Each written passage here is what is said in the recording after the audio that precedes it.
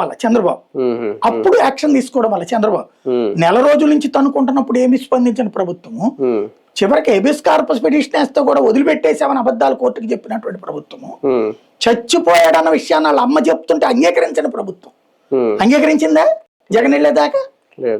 అప్పటిదాకా మాట్లాడలేదు కదా. జగన్ వెళ్ళక ముందు దాకా మాట్లాడలేదు. జగన్ మాట్లాడడం బిగించేశాక మాట్లాడారు. అంటే అర్థం ఏంటి? అప్పటిదాకా వాడు చచ్చిపోయాడు అన్నది కూడా ఒప్పుకోలేదు కదా వీళ్ళు. ఏమో మాకు తెలియదు. అంతే కదా. అదే నేననేది ఇప్పుడు మర్డర్ కేసు పెట్టారు కదా, చచ్చిపోయాడు మర్డర్ కేసు పెట్టేశారు కదా, ఇది ముందు పెట్టలేదే. అంత నెగిటివ్ వచ్చింది. ఈ నెగిటివ్ ని అర్జెంట్ గా దారి మళ్లించాలంటే పవన్ కళ్యాణ్ రంగంలోకి దిగుతాడు. దిగేసేసి ఏదో ఒకటి మాట్లాడు, మీరు మళ్ళీ గ్రహించండి. ఆయన ఏది పడితే అది మాట్లాడు. ఆ లోపాన్ని దోషాన్ని మొత్తాన్ని వైసీపీ మీదకే దోసేస్తాడు, జగన్ మీదకే దోసేస్తాడు. జగన్ అనే క్రిమినల్ తో పోల్చుకుంటే వీళ్ళందరూ చిన్న క్రిమినల్సే అనుకోవాలి.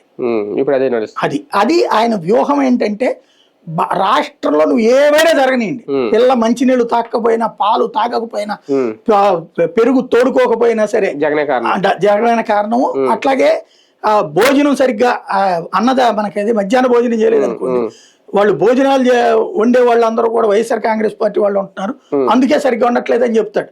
మంచినీళ్ళు సరిగ్గా రావట్లేదు అనుకోండి, వైఎస్ఆర్ కాంగ్రెస్ పార్టీ టైంలో నీళ్ళన్నీ తాగేశారు వాళ్ళు, అందువల్ల దొరకట్లేదని చెప్తాడు. ఆంధ్రప్రదేశ్ లో మనకి పిల్లలు పుట్టకపోయినా జగనే కారణం, పిల్లలు ఎక్కువ మంది పుట్టినా జగనే కారణం,